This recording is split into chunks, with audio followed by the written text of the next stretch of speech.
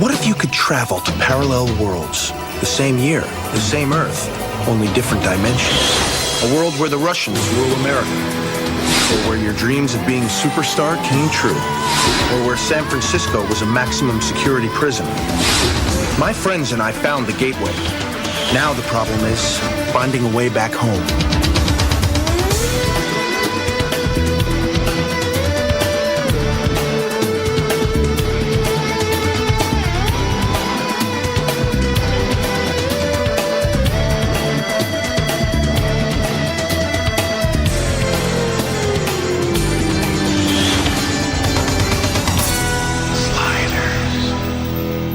Hello everyone and welcome back to episode 6. That's right, episode 6 of Circling the Vortex. It's amazing we are still doing this because we haven't lost the will to live quite yet. But, season 3 hasn't started yet, so we're still in season 1, we're still in the good times of our Sliders watching podcast. And I think it's fair to say I need to introduce the first co-creator and co-host of this illustrious podcast, and that is a man named Curtis, who comes to us from a world which was purely aquatic, where fish evolved to human levels of intelligence. So when he's slid back into our reality, he still has the gills. And how are you feeling about all that? Well, I was hoping for like a fish impression. It's a bit dry. It's a bit dry. It's a bit dry. Slightly arid. Bit dry, yeah. Slightly arid. Yeah, he's got a fin on his head. It's hard. It's very to describe. shape of water as well. Okay. So falling in love with a chick who can't speak. Yeah. Okay, cool. Is it can't speak? I've not seen that film. Is she deaf?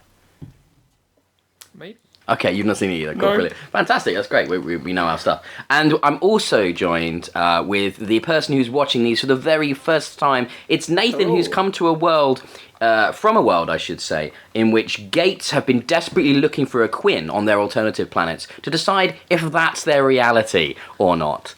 That was a suggestion given to me as an alternative world by one of our top listeners, Josh. Give a shout out to Josh. I know he's listening, and he got in touch and let me know that's what we should use for Nathan's introductions. How is it? How are you feeling from the sentient gate world? Lots of gates on that world, not so many on this one. It's horrific. Like just a nightmare world with giant gates opening people. That's disgusting.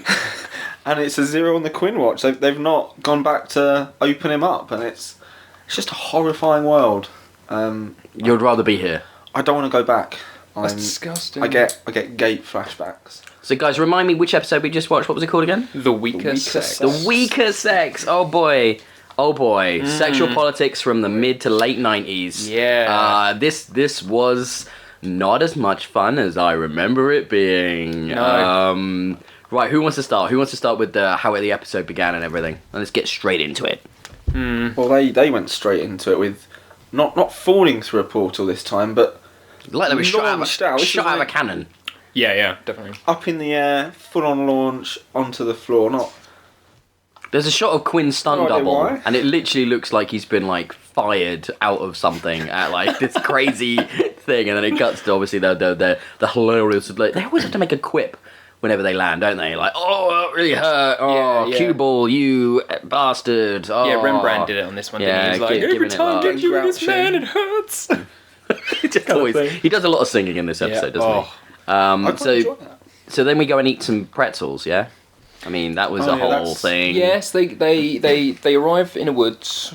They come out of the woods. They smell some food or something. Well, don't they? Wade It's like a park immediately or is like, something. we're in woods. This could definitely be our real world because no other universe has woods apparently. But she's set, and they decide the best test is a pretzel. I mean, the last couple they've gone to Obviously. were worlds that were either submerged underwater or Well, that was Oakland Raiders a bit Oakland before. Raiders, yeah.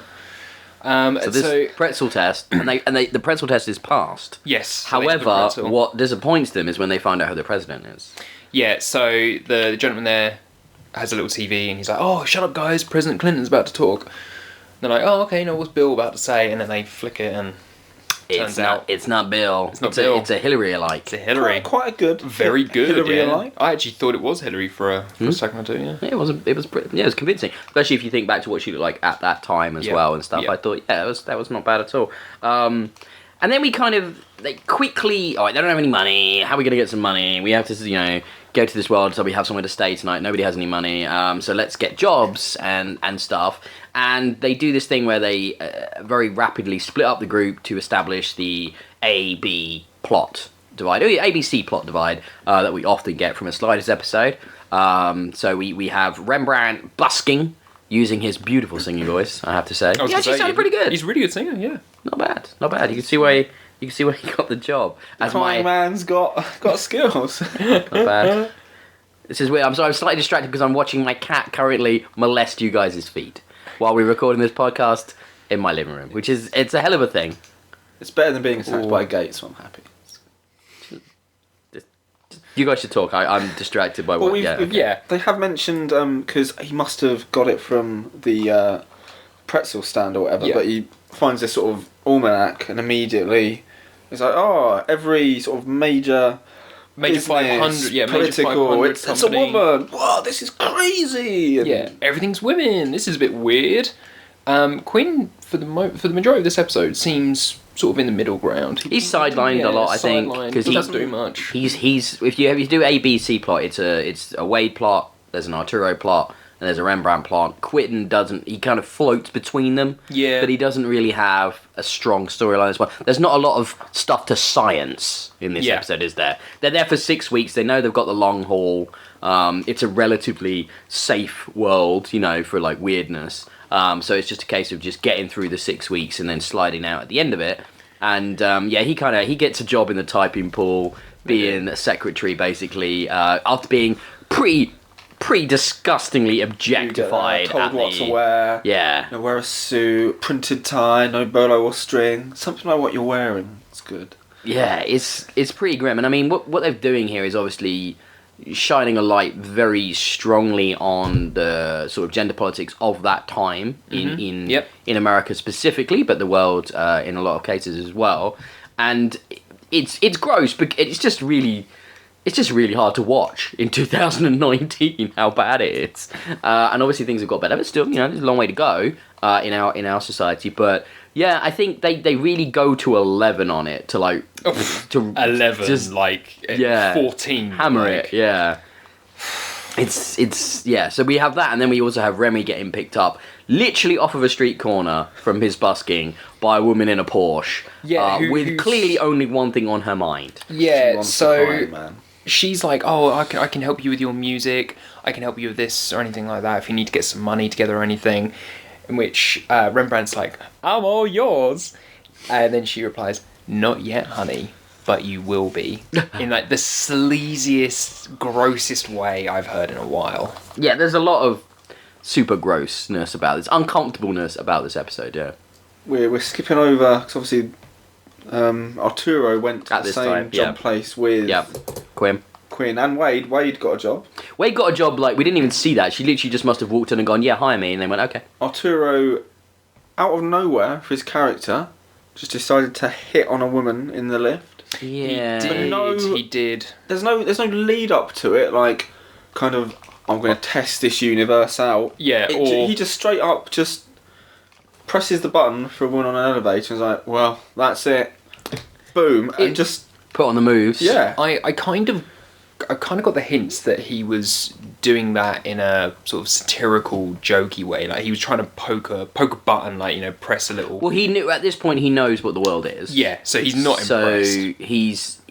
So in this he kind of starts off as borderline misogynistic. Like he is really ragging hard on the opposite gender to him. He's coming down on, especially the comment about, I wouldn't want to read anything about female basketball players, and you're like, well, I mean, I'd understand if you didn't want to read about basketball players in general because you're a British character and you wouldn't know about the sport. Yeah, but why do you have to make such a big point about saying women basketball players? It's kind of a bit like that he's the counterpoint, intentionally to this status quo.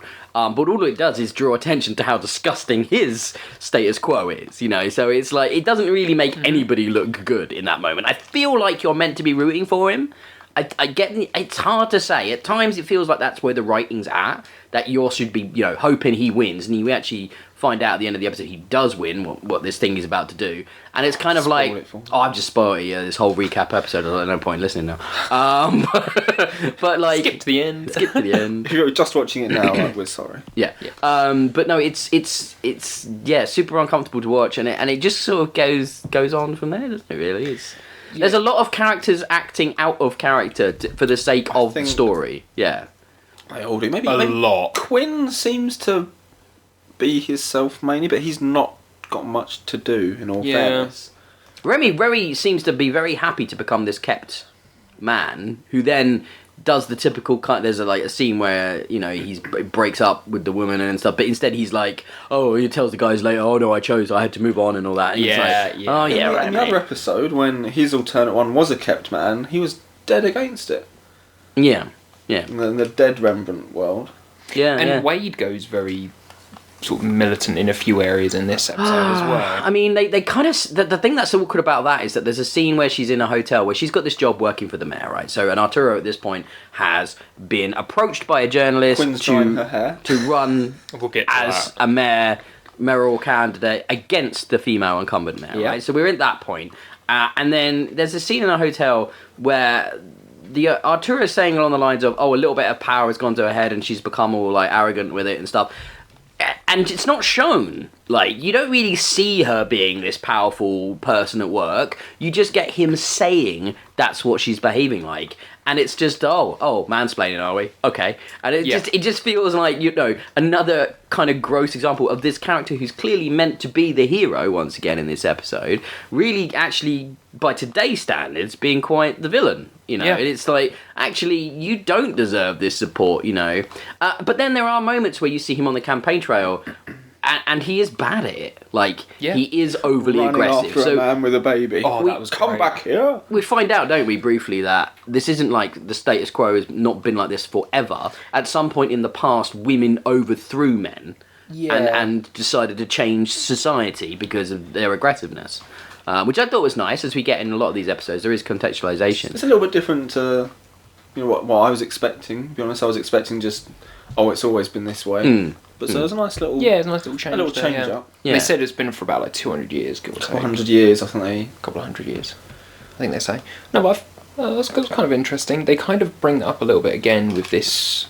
Some of the male characters that we meet in the episode kind of have this like male conditioning, don't they? Where they believe that it's the testosterone that's the issue that they've got. It's Men have too much testosterone. Men have too much. Women cycle once a month. We cycle every 20 minutes. All yeah, over the yeah. place.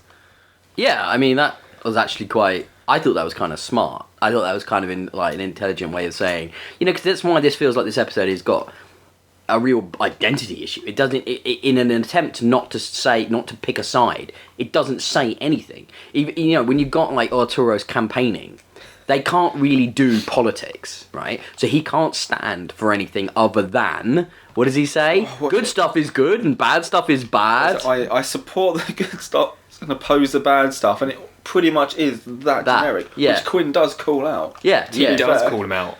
Yeah. So I do like they did acknowledge that it was a they- stupid statement. And that they can't really get into politics. It feels like someone came up with it in the writers' room and went like, "This is the concept. We're going to do this." And then in the process of making it, they've had to really sanitize it heavily to be something that could be shown on network TV in the United States in the mid to late 90s. And it's like therefore it loses so much of its kind of what could be a really thoughtful and powerful statement, and ends up like in this awkward middle ground where it's like nobody comes out of this looking good.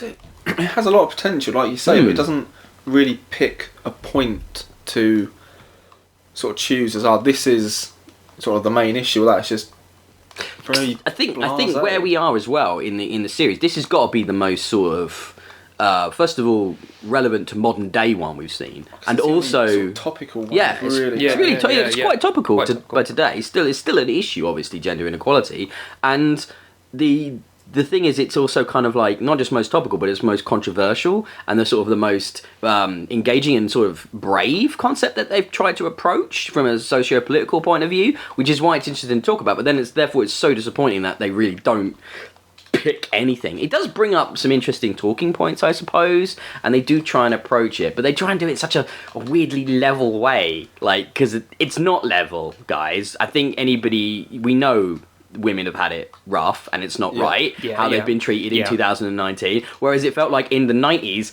they were still trying to come to terms with it. Oh, well, is it wrong? Isn't it wrong? What can we do about Some of the that? way they've written it as well does seem to backfire, because they're trying to be like, oh, you know, like clearly this sort of, I guess what sort of power balance is wrong, but the way they're writing it, it kind of almost backfires and returns. Like there's the Men's Quarterly one. Yeah. Where he says, because obviously it's a gender swapped, gender role swapped kind of world. Yeah. It's like, So the journalist that approaches Arturo, it's mostly trash, but occasionally we do a good piece. So what you're saying essentially is, saying, the women's magazines, one is trash, and it's, I don't know, the way they've kind of trying to allocate a gender's, I guess, role or ability. It seems to. Well, the other great example is right at the beginning of Arturo's. Hey, look, it's the swimsuit magazine, and it's dudes in tight speedos. Yeah, tight speedos. So what you're saying is women would be just as bad as men if they were running things. I don't think that's true. At some point, they're trying to say women are better, but in other points, not better, but. They've made a better society in a way, but on other points they're just like, oh, it's just a pure swap. That's the thing. It has an issue with that, doesn't it? Because we talked about, like, why is it the men are just in roles like nannies and kindergarten teachers and stuff like that? If you think about it, that there are things men could do inherently well that they're being held back from due to, say, physical activities that, say, there's a firefighter at one point we see who is a man, but it's just like, well, why is that something? It doesn't make sense. Are we just literally swapping the look of a person, right? For all intents and purposes, that woman is a man. It just happens to look like a woman in this universe. Or are we actually saying women have taken over and are doing things differently, and therefore using the fact that they're different to an advantage? It can't decide. Or a swapped world, and some of them, especially the Rembrandt bits, are just pure swap. There's no. Yeah, because the woman there is just being the scummy exec, taking advantage of literally a woman off the street. And Rembrandt is being or a man off what the can I street. describe as a 90s male writer's impression of a woman. Yeah.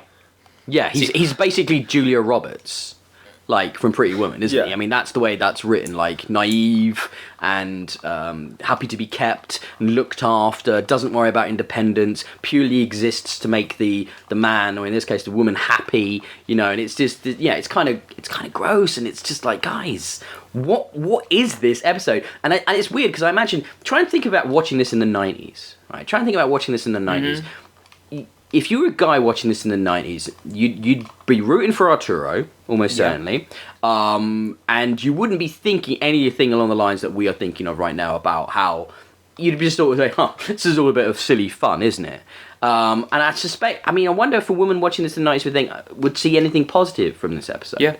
I mean, would they see that, maybe there is potential for us to do things, but I mean, it's like, I have to be like a man to achieve it, and that's the thing that it's is an very weird, issue. because basically this world's obviously feminist movement is men, and it feels weird in the way they've. The other thing that was a big issue for me, right? It's the big problem for me as well. They made one point. They say there's an attempted assassination on Arturo, and it's a man. It's a man. Only a man could do that because of their aggressive tendencies. And yet, the person who puts the brick through the window of his campaign headquarters, and calls that there's going to be a bomb will follow, is a woman. So what are you trying to say there? Because I thought we'd established that women weren't as aggressive.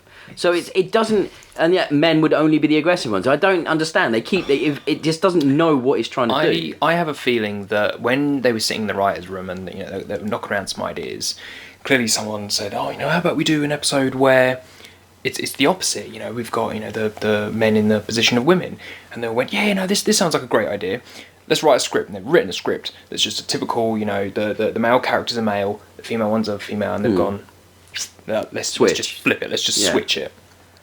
And to be honest, this episode really. I think it might be the other way around. I mean, typically in Hollywood, writers are quite liberal. So I would feel that they would have come up with a concept that showed that women would be better in this situation. That that there's a reason, as they establish in the history, that they would do. Of men killing each other. Yeah, and there's like for a better society. Exactly, and I think what's happened there is they've taken it to the executive of the studio to like, you know, and they've seen it and they've gone, no effing way are we filming swap that. around. And then so they've had to do a lot of work to really kind of shave off all the edges and homogenize it and really break it down. I mean, I don't know. I'm just purely guessing. You It's do get like, like hints of you know, this possible like, oh, it's meant to be like a more cooperative society, but then they just yeah, because they mentioned, don't they, that she's you know, Arturo, how he'd be terrible at that kind of the cooperation required to run a city. And that's like really interesting because, yeah, you know, running all those different branches, that does require a lot of cooperation, and that might be something that a man might struggle with if they were hyper aggressive. And God, Arturo is like the most bullish, most generic, misogynistic arsehole in this episode. He's chewing a stogie in almost every scene, right? He's got like the big, I'm in your face gesticulating, blah blah blah blah blah blah blah, blah kind of thing going on, and just like so over the top and repugnant. It's just like, why would he's like Nixon at his worst? Why would anybody want to vote for that man in any situation? And yet at the end he wins. He wins, but the twist is... Because CNN got it wrong. Yeah. Love that as why well. does he win? Well, why does he win? Because he breaks down in the debate. He breaks down and therefore shows his, I don't know, feminine side. And therefore the women who, from what we've seen, are basically men, somehow respond to his sensitivity and therefore vote for him. Is that what we're going for? I mean... This is the bit that I can't get, because obviously it's meant to be the majority of, I guess, the women in this are portrayed as, I guess, what would say, our universe masculine. Women. You know. Well, I think most of portrayed are quite masculine, aren't they? The women in this. A fair few of them are quite masculine. You think like the mayor character is very masculine, and the secretary with the CEO. awful hair. Oh, the most 90s hair ever. Yeah. That's not even 90. I don't know what that is. It's like Norman Osborn gone wrong. Okay, so it's hinted at that obviously the reason he won is because his sort of breakdown resonated with sort of the more caring side of women. Yeah. Which is partly established. But then it's also, like you're saying, showing that their universe women are all got the male characteristics of. Are they just trying to say? Are they trying to say that regardless of gender, if you are going to be in a leadership role or a powerful role or a role of influence, you have to have a somewhat aggressive, overly assertive personality? Is that what we're trying to say? And if we're trying, what they're trying to say there is that men and women are the same in that regard. What they're trying to say. Is that what I mean? I'm just guessing, and maybe that's what they're trying to do. Well, they're trying to say that they're the same, and therefore it doesn't matter what gender is. It's a type of personality, regardless, that is drawn to those roles, which is why we have the scumbag role with Rembrandt. More, yeah, but it's not touched on because you don't meet enough of other characters because it's focused on the four sliders, obviously. So you don't really get a chance to explore that, and that's a shame. It's like you could have done with some exploration. I guess Rembrandt's flings X. We do see this kind of the weird difference. breakdown that he has. Yeah, because he sort of confronts him. He's like, "What are you doing here in my robe?" Yeah, in my clothing. My girlfriend, we broke up, but she still loves me. Yeah, and then my therapist. My therapist says I'm emotional. Too emotional, and then breaks down and leaves. And but this is what I mean. This is that. It's that weird sort of in universe. It's this male conditioning they've had. Do you know what we're not even touching upon in this universe, which I think would have been interesting, and you would see potentially in a remake if they address this concept, would be where do people who aren't, you know, binary in their sexuality fall on this spectrum? So we're looking at genders here, but at no point does anybody look at sexuality. Everybody we meet in this is straight. Like everyone is just total down the middle as normal straight men like women, women like men, and that's it. So I wonder, does this society, how do they treat homosexuals? How do they treat bi people? How do they treat transgender people? That would be interesting, wouldn't it? I mean, are you going to have more women transgendered towards men because maybe they see themselves as more feminine? Like, you see what I'm saying? Like, where does all of that fall on there in that spectrum? In this episode to pinpoint where they think a certain traditional characteristic, dare I say, is attributed to. They can't make up because they don't seem to have made up their mind, and it really suffers for not men meant strong to be aggressive. thought. Are men meant to be sensitive? I don't know. Yeah, no, it's very true because you've got. But is that the point? Is that, I mean, like, I'll go back to that. Are they just saying? They just saying we're all the same? It seems like such extremes of it that they're trying to hammer it home. Yeah. But Do you think this is when the broadcaster was choosing what episodes to air? They probably looked at this one and went, "Yeah, let's put it towards the end." Yeah, I mean, this one was this? production order 7, airing order 8. We're back in production order here, so it wasn't a big difference, I don't think. Yeah, okay. I think it's a broad enough concept to appeal, but it's actually a very, very, very complex one, which they do not address really satisfactorily at all. And it's difficult. It would be a difficult ask in 45 minutes. I mean, if they'd have made this a 2-parter, they probably could have done something pretty good with it. Yeah, they even say, they've got the time, they've got 6 weeks. That seems like a good 2-parter. Yeah, it's not something that you got back then. You just didn't get. No. Like, the whole point of this is episodic television. It's not serialized television. And you're focusing on those 4 characters. You're focusing on the sliders. Such an issue, like, with a lot of scope. Like, there's a lot of potential in the episode, and it just feels very. I think right now, look, 2019, we see this as potential for a really interesting exploration of the socio-political situation. But back then, they would have been terrified at that kind of concept. Like, that is not something you're going to get on network TV. It's at 6 o'clock in the evening, or whatever. Yeah, I mean, whatever time it aired out in the US and stuff. I think we got probably the best we could hope for. I think. So I know we're being hard on it from the point of view of where we're at right now, but I still think it's an entertaining hour of television. When you add in the adverts and stuff like that, I think it's good enough. I like the ending. I like the ending that they slide and he thinks he lost, and therefore Wade is going to have him as a slave for the whole next have a little bet going on. little next dimension, which I thought was funny. But then you find out he actually won. I also don't know why he bet that he was going to win when he deliberately tried to tank his election. Because but then after that, he was winning. Afterwards, they were like, "You're really close, really high." Yeah. No, I thought that was before. No, the bet comes in while they're stood in the room where they slide. Like, Yeah. it's right at the end. Yeah. Weirdly. It's a strange place to suddenly put in this bit of levity. I think they must have gone, this has been a pretty serious episode. Let's put in this gag at the end, which will end the episode on a high. Yeah, on a rather high. than people going, Whoa, yeah, damn, I need to go and talk to my wife now. and just say sorry a lot. So we then end up on like a weirdly like a Caribbean beach resort. Oh, it's world, great. That world's which great. isn't explained, but it's pretty funny. It's a park and not with sand, it is. Yeah, but well, the shot they do of the beach is clearly like stock footage from something, like a holiday video or something. So I mean, final thoughts on this episode. I mean, we obviously had some pretty deep problems and issues with this one. Yeah, it's a very confusing episode for me because I'm looking at it from today's standpoint. I don't really know. I just feel like it could have done so much more. Like I said, I've mistaken this episode in my mind for an episode later on down the line. Right. That I thought was a bit more action packed. Which Nathan, cover your ears. No, don't. spoil it. Okay, never mind. But yeah, Spoil it for the listeners as well, Kurt. Come on. Yeah, sorry guys. But yeah, there is an episode later on down the line that's kind of similar to this. That I remember. It's a bit more action packed. So this one a bit slower. I like the concept episodes that we've spoken about before.